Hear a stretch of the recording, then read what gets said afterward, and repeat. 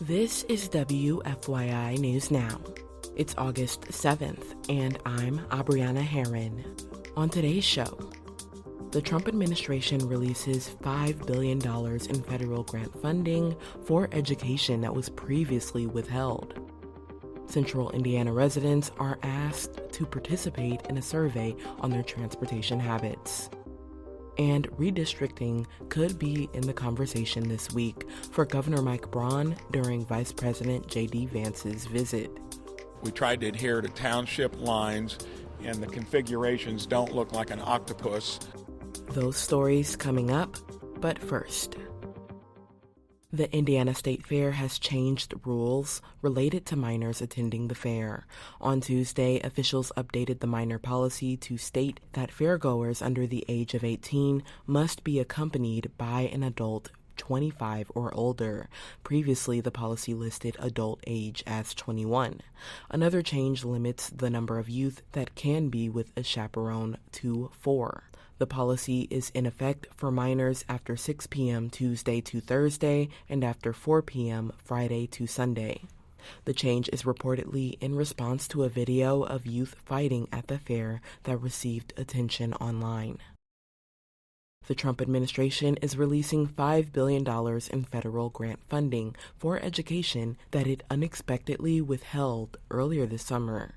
Dylan Piers-McCoy reports that Indiana will receive roughly $100 million in federal dollars. Just weeks before the start of a new academic year, Indiana schools got stunning news.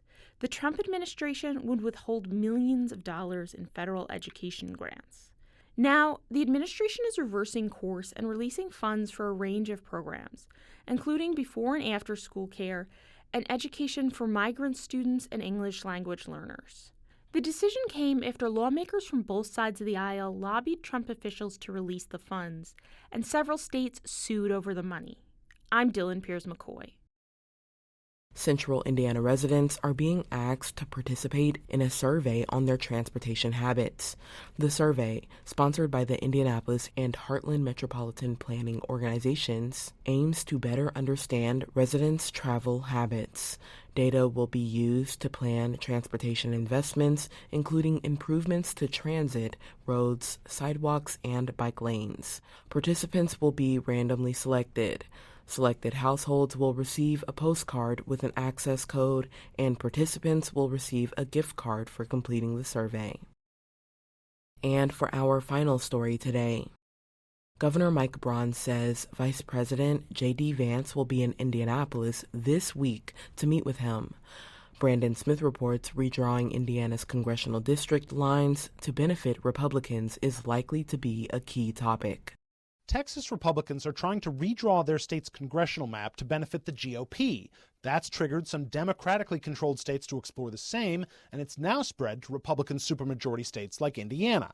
Braun says any redistricting conversation here is exploratory and argues Indiana's maps were drawn fairly in 2021. We tried to adhere to township lines, and the configurations don't look like an octopus. Democratic Representative Matt Pierce says Republicans are trying to cheat to win next year's congressional elections. The president, even in Indiana, his approval ratings continue to sink because his policies are just not popular. So I think they feel the need to try to prop up the president and his congressional allies. Pierce calls the current debate a knife fight for democracy. I'm Brandon Smith at the State House. That's all for today's episode of WFYI News Now. Our podcast is produced by Drew Daudelin and Zach Bundy, with support from the news team at WFYI and public media journalists across the state. Our news director is Sarah Neal-Estes. Kendall Antron produced our music, and I'm your host, Abriana Herron. If you like today's episode, remember to subscribe and share, and follow WFYI on Instagram, TikTok, Facebook, and YouTube to check in on our newsroom throughout the day. Thanks for listening. We'll be back tomorrow.